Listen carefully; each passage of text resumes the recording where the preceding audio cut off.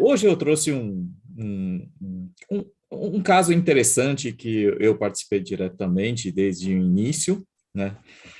Que era foi uma pergunta muito simples que meu diretor me fez. Vou contextualizar um pouquinho, né? Eu cuidava do assunto governança de dados e cadastro de clientes.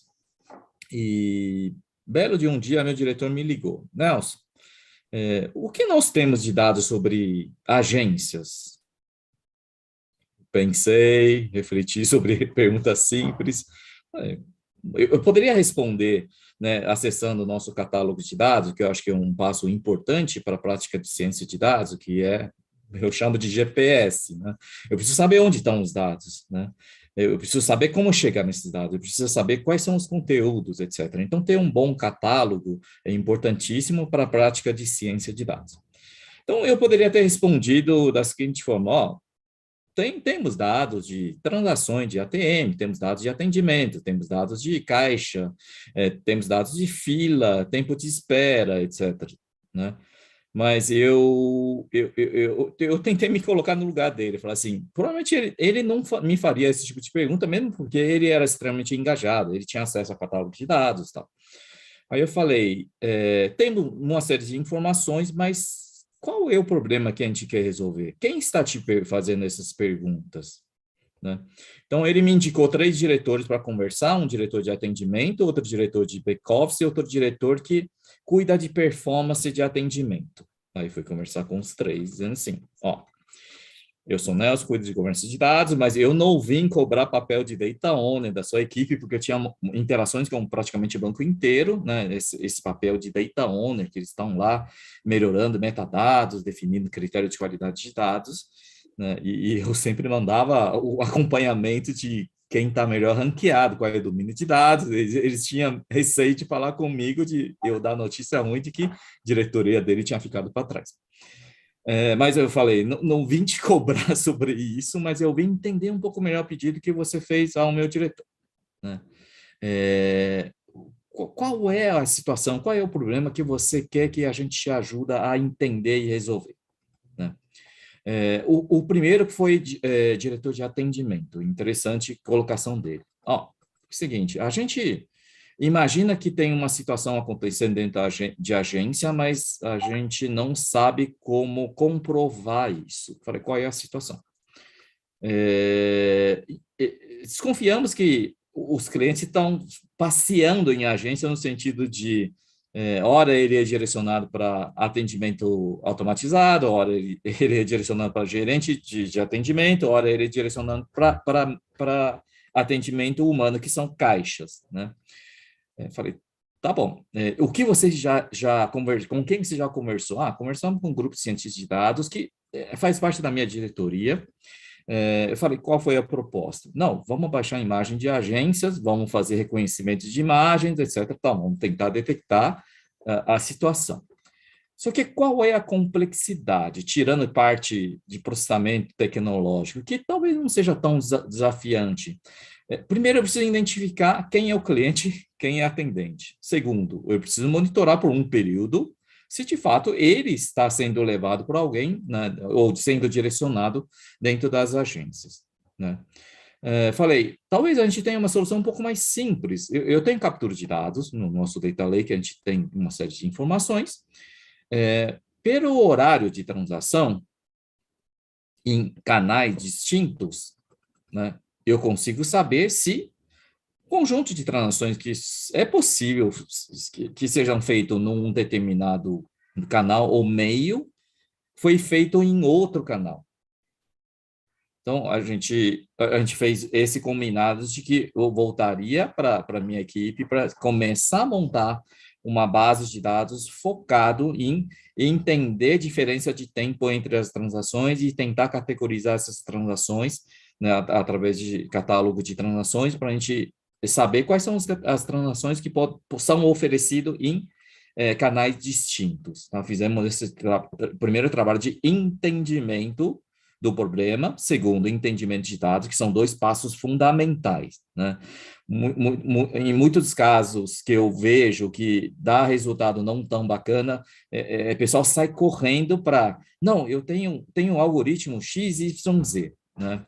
Eu vou fazer duas colocações aqui que o pessoal de cientista de dados, o pessoal de ciência de dados costuma torcer nariz, né? Eu sempre falo assim, primeiro, ciência de dados, ele não é panaceia, ou seja, ele não resolve todos os problemas, e ele não precisa resolver todos os problemas. Segundo, ele não é alquimia, ou seja, ele não transforma dados ruins em um resultado bom, né? Então, precisa vai investir. Apagando aqui, vai apagando ali, vai apagando lá, até ficar bonitinho. Só que Exato. aí não acerta nada no futuro, né, Nelson? Vai, apaga aqui, apaga ali. E às vezes usa técnica muito sofisticada para um problema muito simples de serem resolvidos. Mas para ser simples, você precisa entender qual é o problema e quais são os dados, né? Ou seja, entendimento do modelo de negócio que está envolvido, né? O que está por trás de um problema, né? E quais são os dados relacionados àquele modelo de negócio, aquele produto, aquele canal de transação, é importantíssimo, no caso do banco, né? Então, feito essa investigação, a gente começou a estruturar os dados, começar a higienizar, padronizar, tirar os dados que talvez em termos de captura tem gerar um tipo de viés ou alguma imperfeições. A gente fez profiling de dados, né? Coisa simples de que, tá bom, eu cheguei na base de dados, vamos ver o histórico, se carga é regular, se eu preciso de histórico de 2 meses ou 3 meses, eu tenho todas as referências, né, a volumetria está ok, não está ok, né? Isso é algo que o processo de data quality deveria garantir, mas muitas das vezes na pressa, vão pondo base de dados no Lake, vão pondo, né? Tem gente que fala que vira pântano. Eu tenho uma opinião um pouco diferente disso, mas assim, de qualquer forma, a pressa às vezes gera umas situações em que as bases de dados disponíveis não têm qualidade tão desejada, digamos assim. Mas, ainda assim, a gente precisa avaliar se a ausência dessas informações para estudar o caso é pior do que contar com, né, qualidade parcial dessas informações, desde que a gente saiba exatamente quais são os atributos que são faltantes, quais são os períodos que eu deveria evitar, né, de utilizar, né? Eu poderia começar a montar a janela de observação um pouco diferente para evitar aquele período onde eu tive problema de qualidade de dados. Obviamente, todo esse processo gerou uma série de insumos para a gente melhorar cada vez mais monitoramento de qualidade de dados. Então, com isso, a gente conseguiu identificar comprovar vários casos em que as transações que são permitidas serem feitas em um determinado canal ou em vários canais, mas o cliente fez em tempo muito próximo em canais distintos. Então, mas não dá para concluir que deliberadamente alguém em agência direcionou o cliente para isso. Precisa fazer um pouco mais de investigação sobre o comportamento em si, né? A gente também começou a fazer algumas entrevistas em agências para ver se não há situações em que, de fato, faz sentido esses direcionamentos, tá bom? Então, não dá para concluir sem, de fato, trazer, né, a parte interessada de entender a situação, ou a pessoa que, de fato, pratica aquilo, né, para ver se faz sentido. Tudo bem? Porque a outra sugestão que fizeram é, vamos colocar a gente na agência para observar. Falei, quando você coloca alguém para observar, você já muda o comportamento das pessoas. Aquilo que acontecia sem observação passa a não acontecer, porque as pessoas estão vendo o que você está fazendo. Bem, então, mas isso é interessante, é que isso foi o início de uma mudança na gestão de quase 30 mil pessoas, né? Então, feito esse passo, o que a gente discutiu? Tá bom, dado que isso acontece, isso prejudica a qualidade de atendimento, né? Quais são as ações que a gente deve tomar? A ação foi muito simples, porque o estímulo que foi dado para esse comportamento era: se transação X for feita no autoatendimento, a agência ganhava mais pontuação. Se transação Y for feita em, sei lá, mesa de gerente, a agência ganha mais pontuação.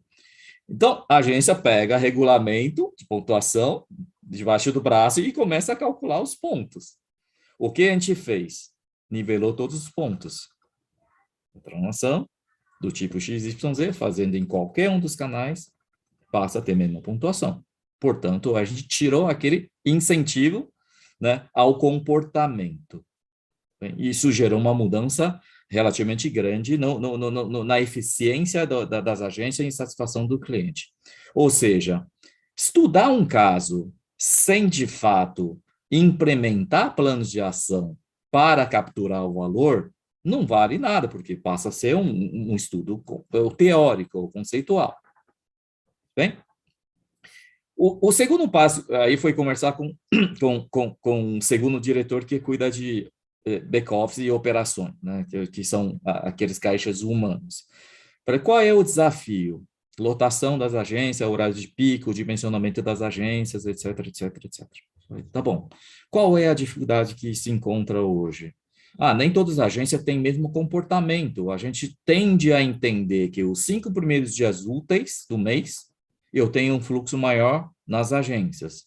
A gente tende a entender que logo no início da abertura de agência eu tenho um pico, e no horário de almoço também tenho outro pico, e depois, no fim de expediente, tem outro pico. Mas a gente começou a perceber, pelas reclamações de tempo de espera, que nem todas as agências têm o mesmo comportamento em termos de fluxo. Tá bom. O que eu acabei...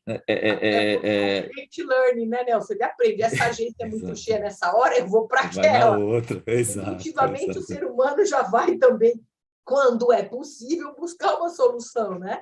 Exato. Eu costumo dizer assim, né? O que está por trás dos navegadores, o Waze, por exemplo, são algoritmos sofisticadíssimos, capacidade de captura e processamento de dados sofisticadíssimo. Mas às vezes a gente não segue aquela orientação, ou seja, a gente supervisiona aquele resultado, olha para aquilo lá e fala, acho que tudo bem, na maioria das vezes a gente se dá mal, mas porque ele sempre consegue prever a uns passos na frente, porque nosso campo visual é limitado, né? Bom, então, baseado no trabalho anterior, que eu estruturei bases de dados, eu tenho o horário em que acontece, né?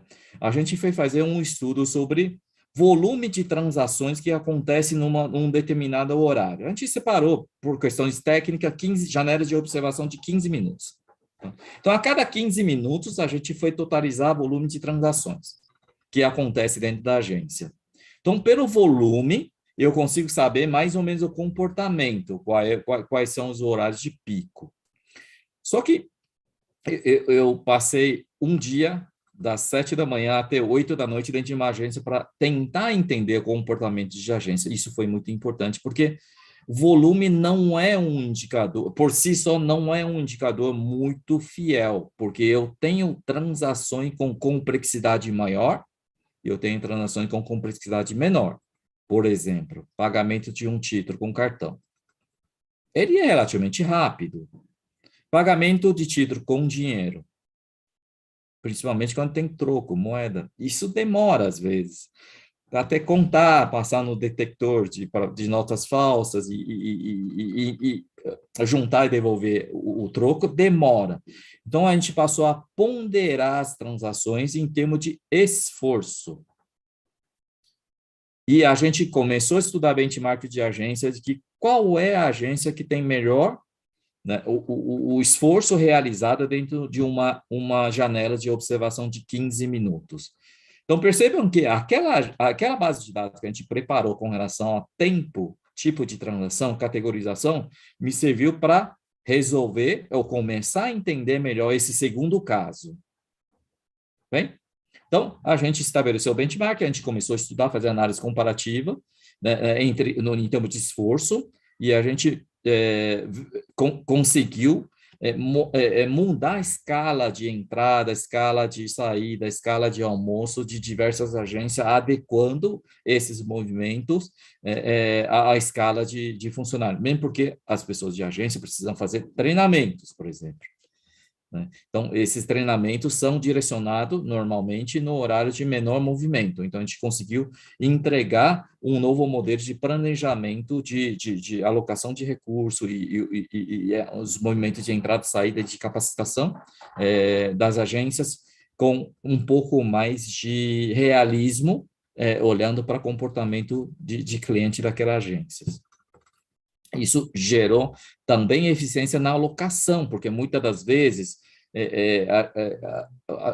a gente deslocava recursos humanos de uma agência para outra por conta desses picos de atendimento.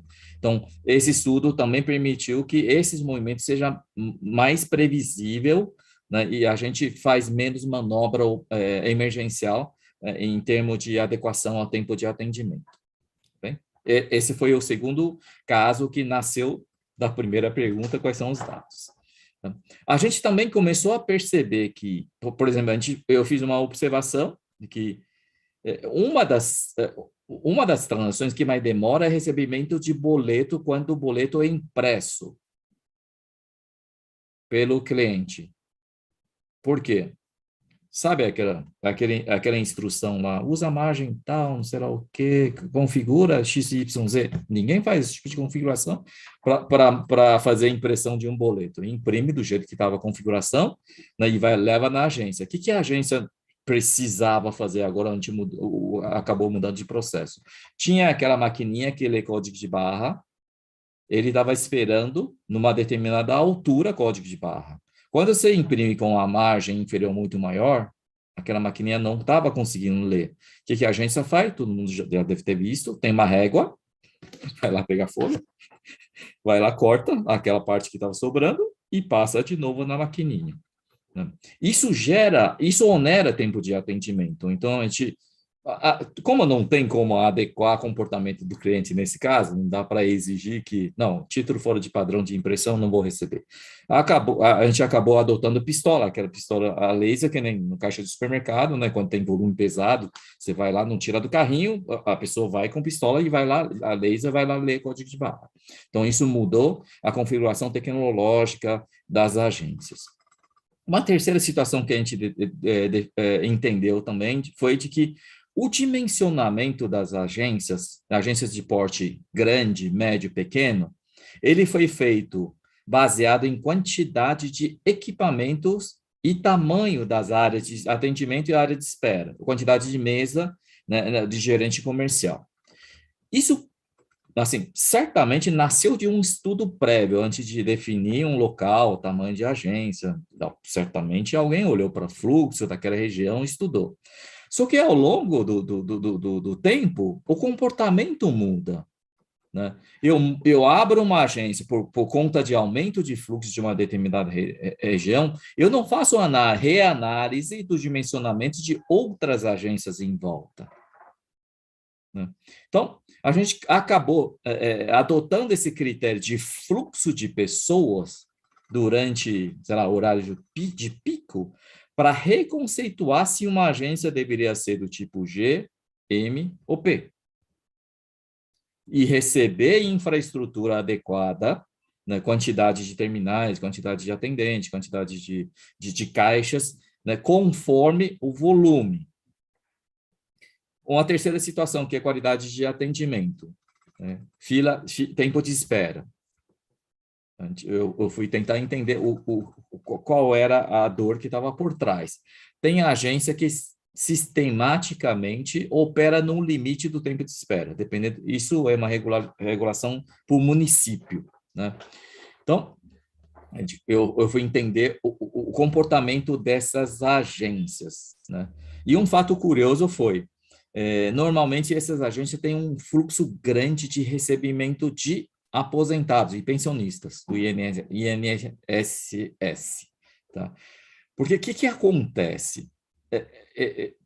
Para boa parte dessas pessoas, receber em agência é um encontro, é um evento social.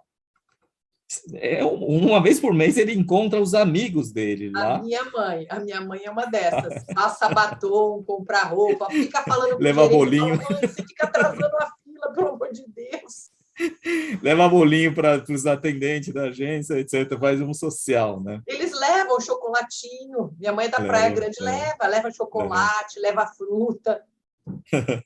E então, a partir desse estudo, a gente começou a identificar volume de recebimento desse tipo de transação, e não sei se vocês perceberam, tem agências que abrem mais cedo nesse período. Ele abre às 8 da manhã, justamente para acomodar melhor esse público, né? E normalmente é um público que gosta de que a gente coloque umas pessoas lá para mesmo que ela já tenha feito isso sistematicamente ao longo dos anos, ela gosta daquele contato de dona fulano, você precisa de ajuda, isso, aquilo. Elas gostam de se sentir atendido por alguma pessoa, ao invés de friamente estar lá para sacar um benefício, etc. Então, a gente começou a repensar, né, o horário de funcionamento das agências e o modelo de atendimento, né? Isso também trouxe uma satisfação maior para cliente.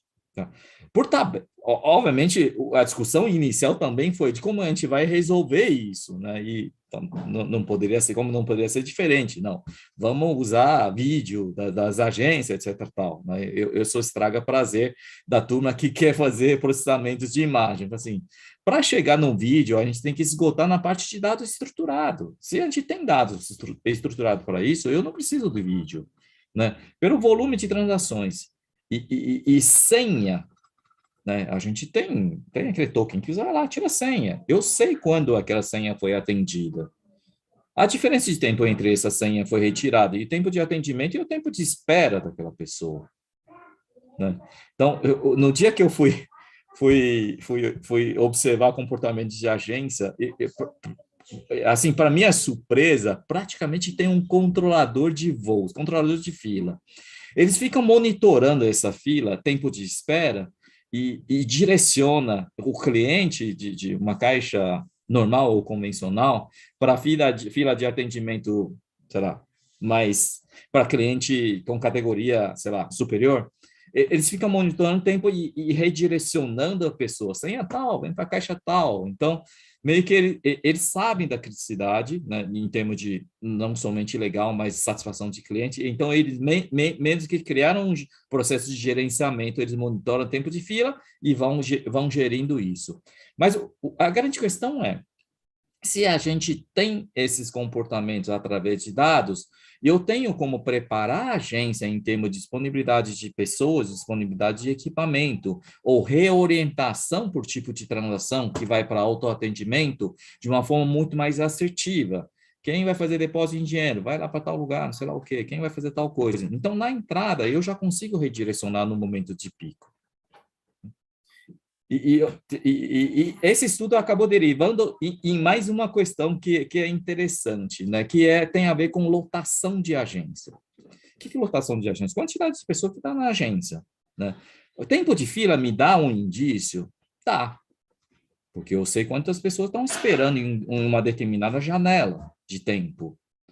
Mas a gente pegou uns casos que ele dava mais ou menos 8 a 10 pessoas por metro quadrado.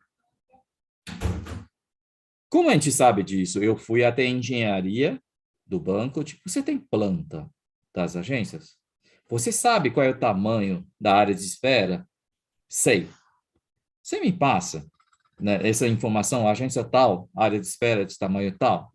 Bom, pegamos o número de cliente com senha esperando a cada 15 minutos, dividindo pela área, deu essa quantidade. Falei, não pode ser, nem em Carnaval de Salvador cabe tanta gente dentro de 1 metro quadrado. Nesse caso, a gente teve que recuperar a imagem. Como eu tenho mais ou menos janela que aconteceu, a gente foi olhar a imagem de agência. Então, nesse sentido, a gente adotou uma premissa errada. Qual é a premissa errada? Que os clientes ficam confinados nessa área de espera. Na verdade, quando a agência está cheia, o que acontece?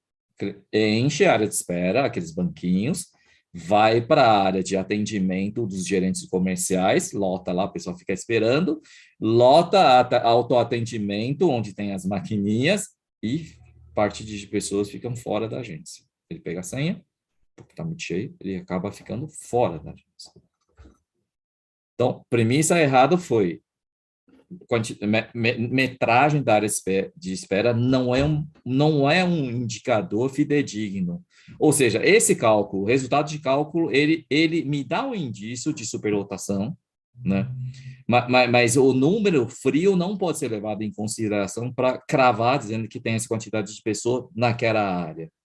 Então, embora, né, ele gerou, a gente chegou nesses comportamentos, a gente teve que refazer esse estudo, né, para saber todas as áreas, considerando, né, área interna da agência, mais ou menos quantas pessoas estavam naquele instante por metro quadrado, tá bom? Mas ainda assim tem parte externa que a gente não conseguiu estimar, mas já é um número bem mais realista em termos de quantidade de pessoas por metro.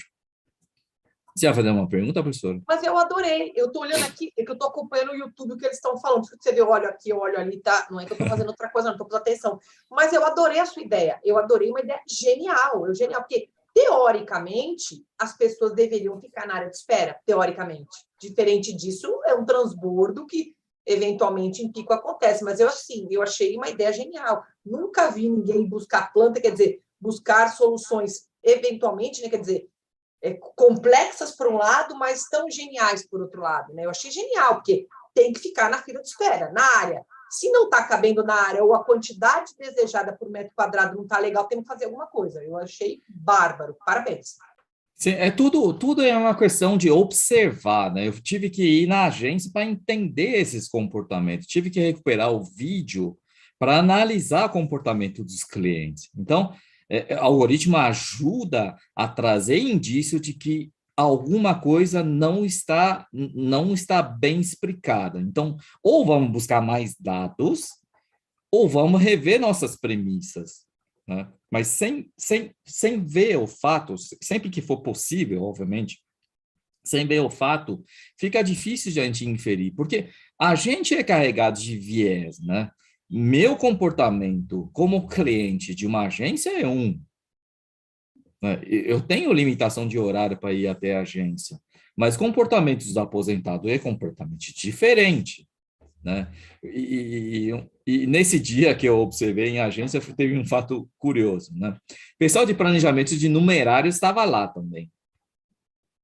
O que o pessoal faz, né? Saber quanto de numerários que deve ser transportado no início e qual mais ou menos o horário que o carro forte deve ir na agência para recolher. Por quê? De forma planejada custa X, de forma emergencial custa Y, do tipo, manda agora porque tá sobrando ou tá faltando dinheiro, né? Então, o papel do pessoal é entender esse comportamento e planejar e roteirizar melhor, né, o transporte de numerários. Então, o que aconteceu? A gerente da agência que me chamou a atenção. Olha para o comportamento desse menino. Falei, quem é esse menino? Ah, esse menino é cara de numerários, tal, sei lá o quê, gerou modelos, tal, sei lá o quê. Você vai ver o que vai acontecer. Falei, tá bom. Aí eu fiquei esperando, tal, o menino ficou lá, sei lá, 15, 20 minutos, foi embora. Falei, tá bom, mas qual é o ponto? A minha agência, por natureza, recebe muito fluxo de dinheiro no início, mas o modelo dele diz que eu preciso receber X de notas quando eu abro a agência. Não faz sentido, porque em seguida eu tenho que ligar pedindo para colher esse dinheiro. Recolher, porque não tem um limite operacional que pode ficar na agência, né? Então, o modelo dele claramente precisa ser revisado. Falei, mas você já falou com ele? Já. Mas, e? Ele não acredita. Falei, mas se ele também não fica aqui para ver as coisas acontecendo, como que ele vai acreditar, né, de que o modelo está errado? Ninguém, né, tem esse, sei lá, discernimento ou grandeza de que acho que meu trabalho está gerando um tipo de defeito no trabalho dos outros. Né? É difícil de alguém, né, não tem um nível de sofisticação técnica elevado, tem essa humildade, digamos assim, de questionar um pouco o seu próprio trabalho. Eu falei, tá bom, deixa comigo que eu vou conversar com ele, porque a gente tem os dados, né, que de depósito que a agência recebe no horário, eu consigo gerar um gráfico dizendo assim, ó, cada agência tem seu comportamento, né? Se você olhar para histórico de chamado, né, de transporte, isso tem um determinado grau de precisão, né? Às vezes a agência está tão ocupada, o pessoal de lá, que não consegue pegar o telefone e ligar, solicitar transporte, né? Então, tem alguns viés ou defeito nesse modelo que só observando que você consegue entender. Mas o dados, ele conta de uma forma fria.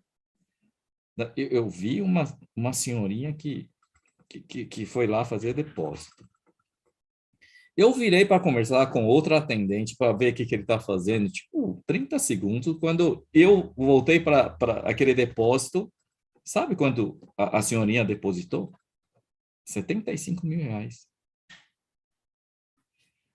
A gente, a agência fica numa área comercial, região comercial, né?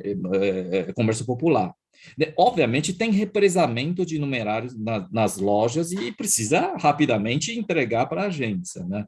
Mas, assim, não dá para acreditar que a pessoa carregava tanto dinheiro. Nem sei onde a pessoa escondeu, entre aspas, carregou esse dinheiro, né?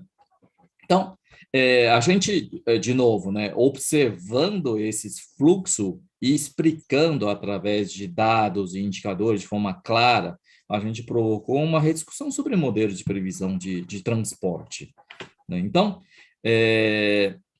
eu acho que a experiência, o aprendizado que eu posso deixar aqui primeiro, tenha curiosidade intelectual, né? Por trás de uma pergunta simples, normalmente tem algo mais interessante e mais complexo para serem compreendido e serem resolvido. Aí que mora o desafio em dados ou em ciência de dados, né? E não analisar ou responder o que é óbvio. Tenho base A, B, C.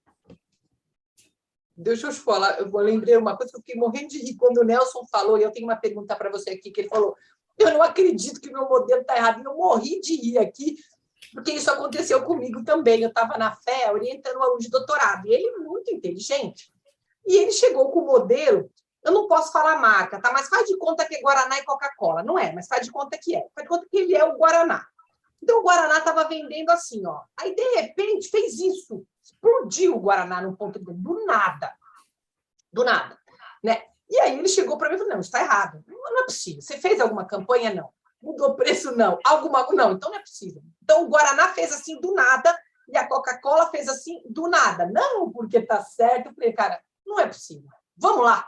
Vamos lá no ponto de venda ver, porque meu modelo não erra. Eu falei, tá bom. Aí cheguei lá, falei, por favor, onde fica? Cadê o Guaraná? Está aqui. Cadê a Coca-Cola? Não. Nós brigamos com o fornecedor, então nós demos 2 meses de canseira nele. A gente não comprou. Por isso que não tem. Então, me fez lembrar, quer dizer, não existe meu modelo está certo e o mundo está errado. Aí acontece uma coisa não esperada e aí está certo o seu. E não vai no loco ver o que está acontecendo, porque eu morri de... Eu falei, ai, não é só comigo. Também aconteceu com o Nelson. Nelson, tem uma pergunta bem legal aqui para você, o que o Rodrigo fez. Falou, quanto tempo demora e qual a maior dificuldade técnica para entregar projetos como esse? Que tipo de tecnologia ajuda na entrega desses projetos? Pergunta interessante.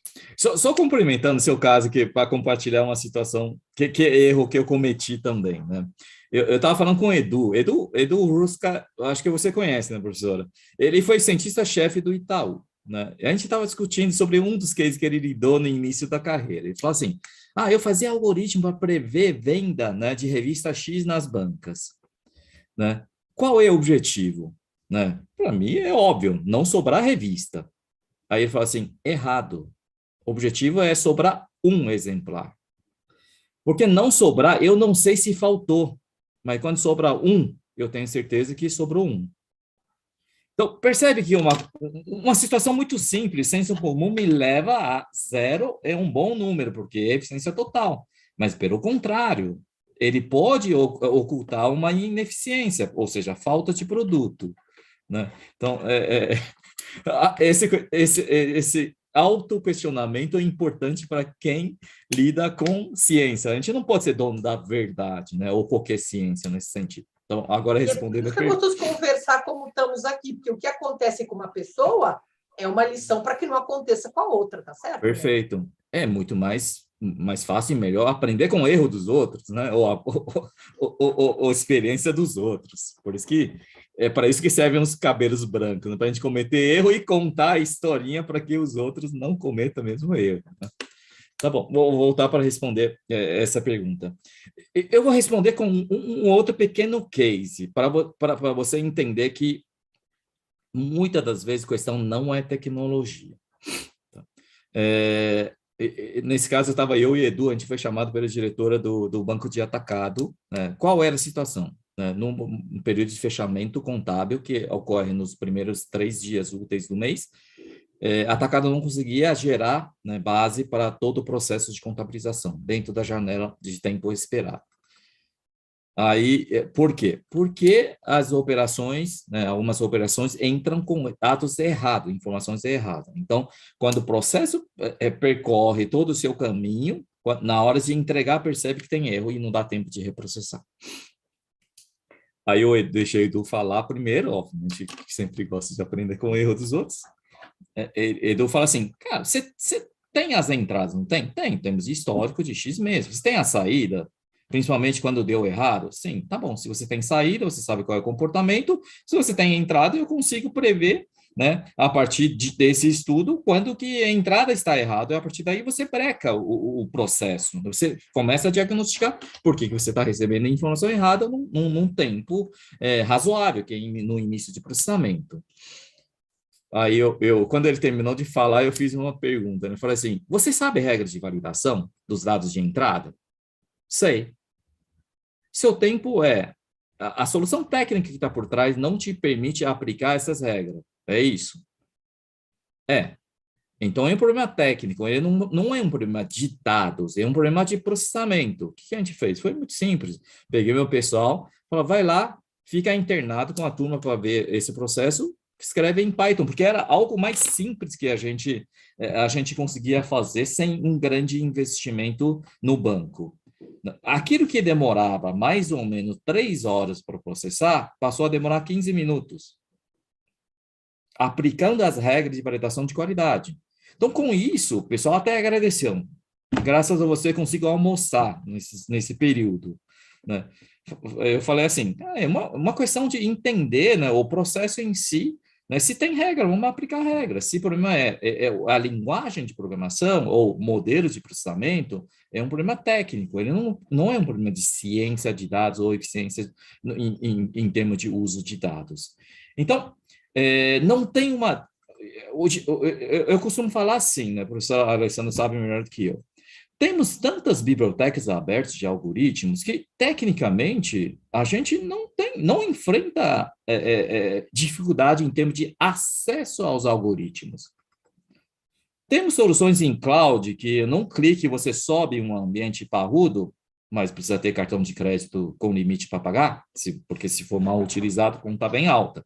Então, acesso à tecnologia, em termos de infra, também não é uma barreira para a prática de ciência de dados. Qual é a maior dificuldade? É tudo que eu já falei até agora. Primeiro, você precisa entender qual é o problema que você quer resolver. Segundo, você precisa identificar e localizar esses dados. Então, maioria das vezes, a demora não é a escolha da técnica do algoritmo. Não é demora para testar. É encontrar, entender e higienizar os dados. E, por fim, interpretar resultado. Então, você pode usar a técnica mais simples possível. Muitas das informações, das vezes, eu sempre falo assim, né? Se você conseguir cruzar 2 planilhas para a área de negócio que muitas das vezes já resolve 20% do problema dele. Por quê? Porque eles não sabem, muitas das vezes não são preparados tecnicamente para fazer um simples cruzamento de dados. Né? Aí você gera um indicador que combina as 2 informações, ele consegue tomar uma decisão muito mais assertiva. Né? Não precisa... minha ascendência ou descendência não me permite falar, entre aspas, uma palavra que é disrupção. Eu não acredito em disrupção. Porque oriental pensa em sempre processo evolutivo, né? Para mim, disrupção é um processo de evolução com uma cadência mais rápida, com uma velocidade maior. Porque disrupção gera aquela noção de negar tudo que foi feito, só o novo que é bom, né? Isso já traz viés. Então, evoluir aos poucos, né? O que tem feito, alguém fez e trouxe aquele assunto, aquele processo, naquele estágio, evoluir aquele paulatinamente, eu acho que é uma saída mais interessante de curto e médio prazo, né? Mas eu sempre falo para as áreas de negócio ou pessoas que eu atendo quando eu detecto uma situação em que a solução em si, né, pensando em longo prazo, precisa ser reconstruída, eu só te ajudo se você aprovar um projeto de longo prazo para você resolver o teu processo de ponta a ponta. Tá vendo? Por quê? Porque essas pequenas melhorias só fazem sentido para dar tranquilidade na execução de projeto mais estruturante que demanda tempo. Então, é difícil responder tecnologia, mas eu diria que não é mais uma barreira. Ter gente capacitada para escolher algoritmo, usar esses algoritmos, é um ponto de atenção, né? Agora, o tempo de maturação, esses cases que eu falei, né? A gente demorou mais ou menos 3 meses para entregar o primeiro resultado. Obviamente, não é um modelo que roda normalmente produtivo. Depois a gente teve que evoluir para fazer todo o processo de deploy. Mas o primeiro passo é constatar que temos uma situação e tentar analisar qual seria a resposta àquilo, seja processualmente, seja tecnicamente. A partir daí, pensa em como produtizar, como fazer deploy daquele modelo. Espero que tenha respondido. Você está no mudo. Tem uma consideração aqui, Nelson. A Márcia Souza falando. Ao final, quais recomendações foram geradas para guiar a tomada de decisão dos executivos, de forma a resolver as problemáticas identificadas? Daquele caso que você estava comentando das agências, né? Estudou os numerários. Sim. Primeiro, os casos detectados, né, provavelmente, o pessoal que sente o efeito negativo no dia a dia já reportaram. O que eu fiz foi tão simples quanto verificar através de número, essa é a essência de data-driven, né, ao invés de baseado em percepção das pessoas, nesse caso são percepções verídicas, né?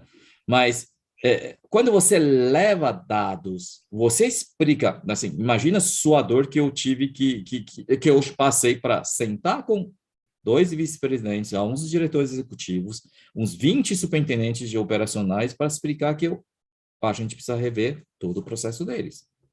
Mas foi a conversa que eu tive.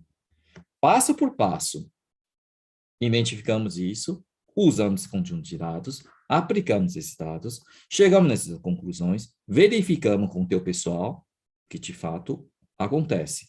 Estamos propondo para que vocês comecem a pilotar com poucas agências, são essas que eu escolheria para remanejar a escala dessa forma. Então, quando você dá esse diagnóstico completo, né, explicando o porquê das coisas, né, a não ser que a pessoa seja tão arrogante, normalmente o pessoal se convence de que vale a pena testar.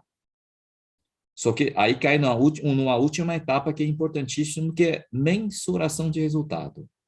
Você precisa mensurar para ver se aquele teste está atingindo o objetivo esperado.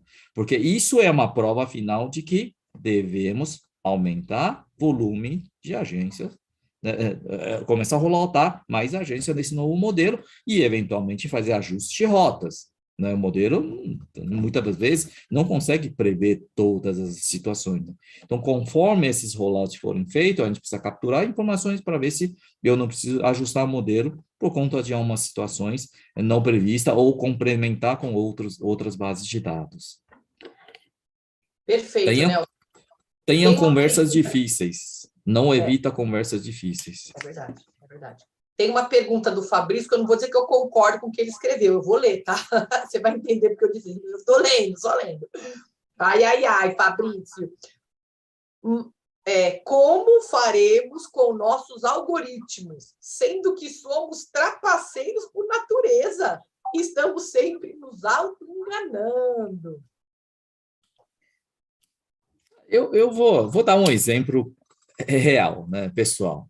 Eu sou pai de 2 casais gêmeos, não sei. Pode falar, Alessandra, acho que sabe, né? Qual é a probabilidade de ter 2 casais gêmeos? A probabilidade é bem baixa. Mas qual é a probabilidade do Nelson, se tentar pela terceira vez, vem gêmeos de novo? 100%. Então, a gente é trapaceiro nesse sentido, né? Porque eu tenho viés, né? Eu tenho experiência anterior de que tentei 2 vezes, as 2 vezes vieram gêmeos. Não tem por que eu acreditar que se for tentar a terceira vez, não seria gêmeo. Como não sou maluco, eu parei. Eu falei, não vou nem correr o risco. De novo, essa é a tal de diferença entre data-driven, ou seja, você toma uma decisão baseada em dados, insight, resultados de algoritmo, resultados de estudo, entre essa data-driven e data-proven. A maioria dos executivos, a maioria das pessoas são data-proven. Eu sei o que vai acontecer, eu sei qual é a decisão que eu vou tomar. Eu uso dados para justificar que eu tomei a decisão correta. E dados, estatística, vocês sabem, né? Dependendo da janela de observação, amostra, consegue explicar qualquer coisa. Não estou dizendo intencionalmente, né? Tem vários sites, aquelas correlações bizarras. Se você começar a olhar aquilo e começar a acreditar, sei lá, você para de comer margarina, você para de assistir filme XYZ, você para de lançar filme com o ator XYZ, porque taxa de suicídio, não sei lá o quê. Então, a gente tem que tentar manter essa neutralidade no sentido de chegou-se no resultado, eu começo a questionar, né? Primeiro que eu faço observação sempre que possível, obviamente tem casos que não dá para observar, né? Vou lá, observo, e eu começo a questionar, porque quanto mais questionamento eu receber, mais robusto será meu trabalho, o resultado do meu trabalho. Então, a gente precisa ter essa humildade de que não vai nascer perfeito, né? Eu preciso de input, porque a melhor coisa que tem é receber esses feedbacks, porque você tem chance de melhorar seus produtos. Mas para isso a gente precisa dar oportunidade para as pessoas, né? Dar oportunidade para as pessoas critiquem nosso trabalho, mas para isso nosso ego tem que ser baixo, senão não há oportunidade para isso.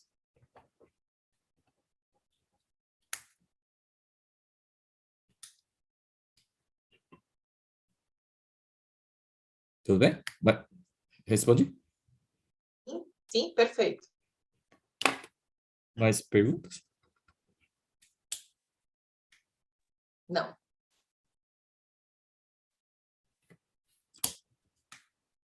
Você não quer fazer uma pergunta, professora Alessandra? Eu sei que você sempre tem perguntas criativas. Eu? Só não me complica. Perguntas criativas aqui. Tem muitas perguntas. De uma maneira, o pessoal adorou. Obrigada, adorou. Tá, eu estou com 62 aqui nessa live e tem vários alunos que não estão aqui porque estão na aula, né? O Nelson fez a aula magna, ele abriu as classes que estão agora e elas estão em aula. Eles estão muito bravos que eu coloquei o Nelson hoje, no dia que eles estão em aula, e eles vão assistindo a sequência, está gravado, vai estar aí no nosso canal do YouTube. Eu gostaria de pensar com você um contra-exemplo, né? Algo que deu tudo errado. O pessoal sentou, planejou, tentou, fez super, lançou, bom, e deu tudo errado. Porque nem sempre dá certo, pessoal. A gente gosta de contar coisas boas, que deu certo, eu vendi, eu localizei, eu achei. O Nelson é inteligentíssimo, foi lá, pegou a planta, fez isso, fez aquilo, aconteceu. Não estou falando que você é um caso errado, né, seu, mas uma problemática assim, de analítica geral. tudo planejado, tudo praticamente ok para dar certo, mas vou te dar um exemplo que deu errado comigo para dar uma ponte para você. Era uma aula maravilhosa e era para fazer análise de texto, tá? Análise de redes sociais, o que estão falando na internet, era um dia maravilhoso e era o dia do impeachment da Dilma. Não estou falando partido político, era um evento que ia acontecer, então fazia sentido. Vamos verificar o que estão falando nas redes sociais, no Twitter, etc. E a turma de Big Data estava toda preparada para isso, ok? Chegaram mais cedo, aí eu convidei um cientista político da USP para vir falar as considerações. Eu não entendo de política, eu entendo de modelagem. Ia aparecer coisa que eu não sei. Então, tudo certo para a aula, tudo combinado, alinhado, ok, começou. Vamos lá, prepara robô, começa a capturar dados. Não, professora, não está dando Dilma. William Bonner, Fátima Bernardes Bonner, o que aconteceu? Foi no dia que foi anunciada a separação do William Bonner com a Fátima Bernardes. Acabou com a minha aula, porque a gente ia falar uma aula de política, tudo preparado e deu tudo errado, porque assim, eu queria que o dado me desse uma coisa e ele deu outra coisa. E não tem como brigar com o dado, com a informação, né? Então, assim, deu tudo errado na minha aula, mas, por outro lado, os alunos aprenderam que nem sempre dá certo o que você quer. Às vezes você quer muito buscar uma coisa, obter uma coisa, mas dá uma coisa completamente ao contrário e é um aprendizado. Então, eu queria que você também passou por isso, né? Algo que você planejou de um jeito, bom, deu outro, mas tudo bem, ok, aprendemos. Bom ponto, professora. Não sei se você conhece uma equação, digamos assim, que é a encantamento ou frustração é igual à expectativa que você criou menos a realidade, ou o inverso, realidade menos expectativa, né? Eu acho que quando eu falo que para todas as áreas de negócio que lidam comigo em termos de dados ou ciência de dados, eu sempre deixo a expectativa abaixo de que, primeiro, não é o que minha. Segundo, se não tem dados, eu não vou conseguir te ajudar em resolver nada. Talvez otimizar processos aqui e ali. Então, manter essa expectativa realista, não quero baixar a expectativa propositadamente, mas manter esse nivelamento entre o que eu sou capaz de fazer, baseado naquela conjuntura, versus a expectativa que eu gerei, né, de como, o quanto eu sou capaz de resolver aquele problema, é importante, porque ele gera uma opinião neutra. E a grande questão sobre certo ou errado, deu certo ou deu errado, na minha visão, por exemplo, o primeiro caso de analisar comportamento de a pessoa sendo levada para passear em agência, pode ter dado todo errado em termos de resultado, mas a base técnica ou base de dados, estruturação, entendimento que a gente construiu para estudar, entregar.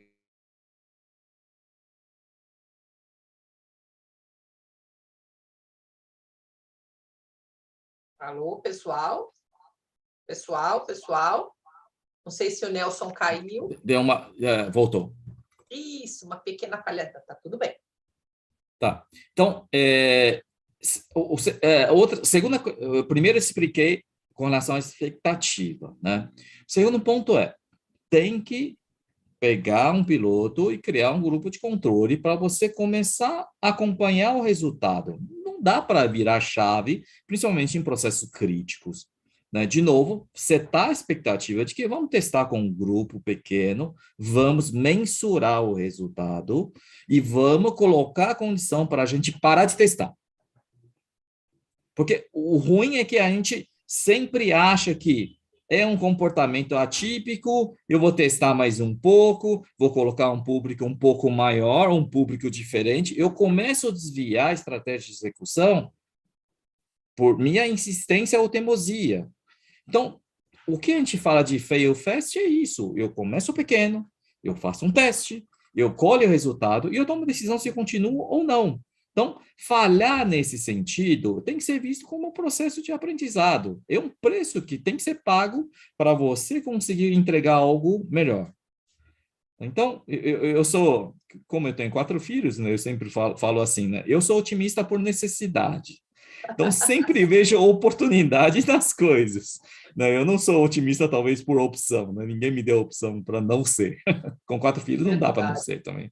Excelente. O Mó está fazendo uma pergunta aqui. Nelson, durante a execução desses projetos de analíticas, como foi a evolução da maturidade da equipe em analytics ao decorrer do tempo? Bom ponto. Eu, pelo fato de ter passado bastante tempo no banco, eu consegui, né, passar meu conhecimento em dados, em negócio para a minha equipe. Então, uma grande evolução que eu vi na equipe foi entender o modelo de negócio, entender, né, o processo que a gente está avaliando por trás. Talvez isso seja mais difícil, né, se você não subestimando formação técnica, etc., né? Um perfil mais difícil de a gente encontrar no mercado hoje em dia, né, além de tecnicamente relativamente preparado, é a compreensão ou essa curiosidade de querer entender modelos de negócio e não pegar dados, jogar dentro de algoritmo, analisar resultado e vamos implementar. Então, isso é difícil de ser formado. Eu costumo dizer assim, para formar esse tipo de pessoas, a pessoa precisa sentar, bumbum, na sua empresa. Porque a dinâmica, cultura, processo, né, modelo de negócio de cada empresa, por mais parecido que seja, o ecossistema, né, o sistema tecnicamente falando, são diferentes. Fluxos de dados são diferentes. Categorização de dados são diferentes. Então, ele precisa ter essa experiência. Então, a maior mudança foi a percepção de que compreender dados e modelos de negócio acelera a entrega de valor na minha equipe, né? E segundo ponto foi, vamos tornar o storytelling interessante para os executivos, porque se a gente não conseguir prender a atenção dele, né, a gente não vai conseguir mostrar resultado. Então, a gente preparou processos de comunicação, né, alinhando com as pessoas que estão na camada do meio, de como a gente deveria levar recado, etc, etc. Então, acho que eu vejo amadurecimento em termos de compreensão e amadurecimento em termos de saber contar a história. Porque, normalmente, a pessoa técnica é muito ruim em vender seu trabalho, em contar a história.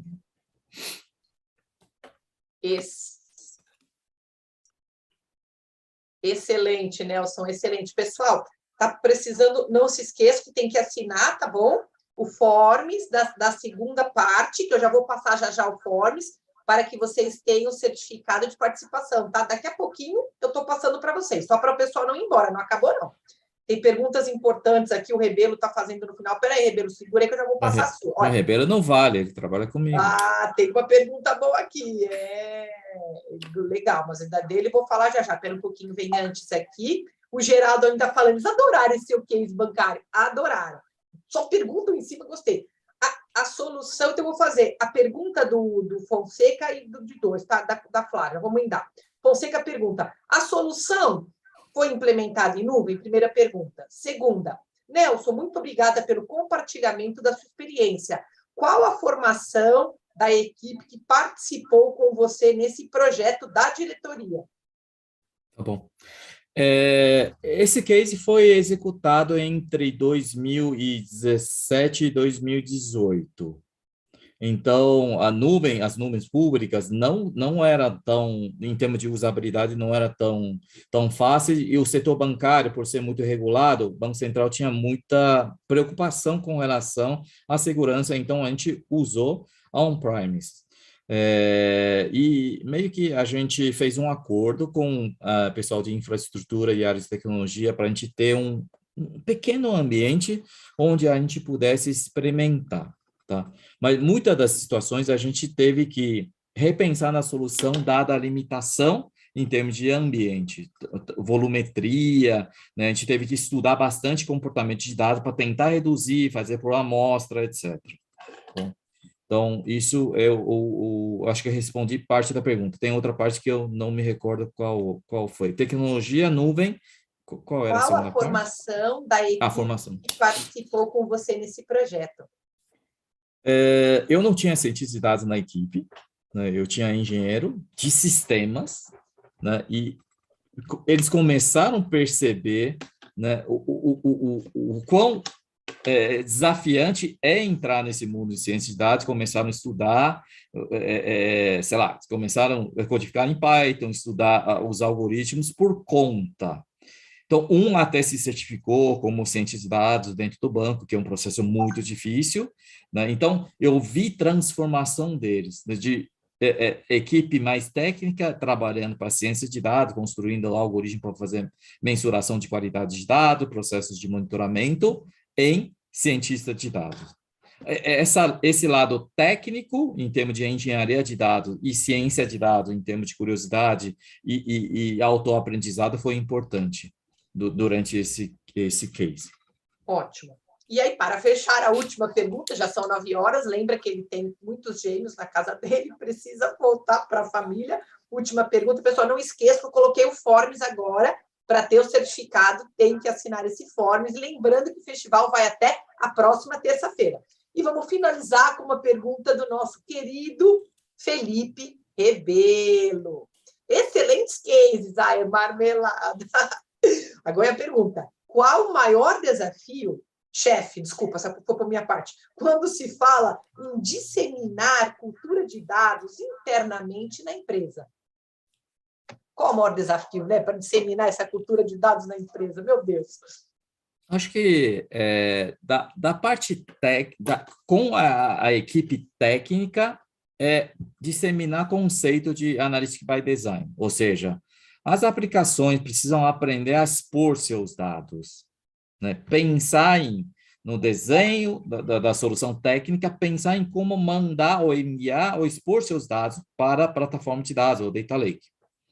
Isso economiza muito tempo futuramente de gera um arquivo XYZ, porque isso demanda tempo de análise da equipe técnica, demanda priorização. Normalmente, eu não consigo buscar um projeto de dados concorrendo com um projeto de negócios. Então, nascer junto, ele é um desafio enorme com relação à equipe técnica. Equipe de negócios, né?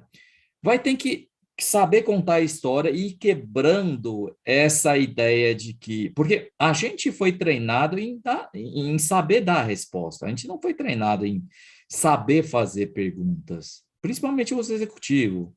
É meio que vergonhoso não saber responder, não ter uma opinião formada sobre determinada situação. Isso atrapalha muito um case de ciência de dados, porque se ele já tem uma opinião formada, ele espera um resultado. Qualquer coisa diferente do que você entrega, ele vai falar que está errado. Então, como construir essa jornada, fazendo ele ter segurança de que eu entendi as dores deles, eu observei os processos deles, eu fiz toda a validação em termos de dados, regras de transformação, técnica utilizada e o resultado com o pessoal dele. Meio que você vai cercando os argumentos que ele pode usar para contrariar o resultado. Mas, obviamente, o input dele é importante. Mas a técnica que sempre uso assim, respeitosamente, é de 1000 porquês, né? Tá bom, por que você acha que meu modelo está errado? Vamos discutir de forma desapaixonada? Você tem essa opinião. Me conta um pouco como você chegou nisso. É aquela velha história, né? Quando você tem dois indicadores que têm números diferentes, né? O que acontece? Os dois vão falar que seu número está certo. Como eu aprendi na área de governança de dados, eu vou falar assim, o meu pode não estar certo, mas minha regra é isso. Qual é a sua regra? Normalmente que ela vai falar assim, veja bem. Então, quando ele entra no veja bem, você já é uma oportunidade para dizer assim, vamos documentar suas regras? Pode ser que o meu esteja errado, mas eu preciso saber quais são as regras para eu melhorar o meu, entendeu? Você vai quebrando, vai amolecendo a discussão com as pessoas com um pouco de jogo de cintura. Com certeza.